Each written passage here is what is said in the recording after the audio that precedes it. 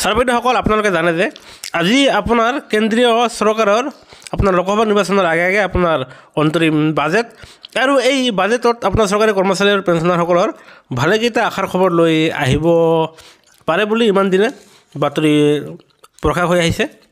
সেয়েহে ভিডিঅ'টো সম্পূৰ্ণ চাব। আনহাতে নতুনকৈ অহা ছাৰ-বাইদেউলৈ এটা অনুৰোধ, চৰকাৰী কৰ্মচাৰী আৰু পেঞ্চনাৰসকলৰ প্ৰতিষ্ঠিত একমাত্ৰ ইউটিউব চেনেলটো এই আছাম গভ পুলিচ আপোনালোকে এতিয়াও যদিহে ছাবস্ক্ৰাইব কৰা নাই তেনেহ'লে নিশ্চয় ছাবস্ক্ৰাইব কৰি আদৰি ল'ব।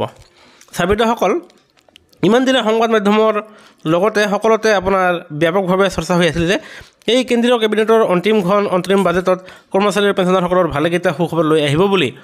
কিন্তু দেখা গ'ল যে আপোনাৰ প্ৰায় 58 মিনিট আপোনাৰ বিত্তমন্ত্ৰী নিৰ্মলা সীতাৰমণে ভাষণ দিলে, কিন্তু ভাষণত কৰ্মচাৰী আৰু পেঞ্চনাৰসকলৰ কাৰণে কোনো এটা গুৰুত্বপূৰ্ণ নাই বা সুখবৰ তেখেতে উল্লেখ কৰা দেখা নগ'ল।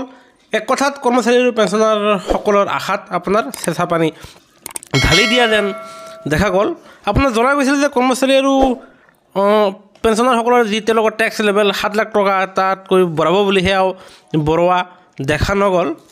আনহাতে আপোনাৰ পেঞ্চনাৰসকলৰ টেক্স ফ্ৰী দিয়াৰ কথা আছিল, সেয়াও উল্লেখ কৰা দেখা নগ'ল।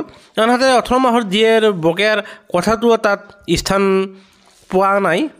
আনহাতে আপোনাৰ মেডিকেল এলাউন্স 3000 টকা যি কৰিবলগীয়া আছিল তাৰ কথাও আপোনাৰ বাজেটত এটা শব্দ কোৱাকো শুনা নগ'ল, যাৰ ফলত এই বাজেটখন আপোনাৰ কৰ্মচাৰী আৰু পেঞ্চনাৰসকলৰ মুখত হাঁহিকি বিৰিঙাব, একচুৱেলি আশাত চেঁচা পানী ঢালি দিয়ে।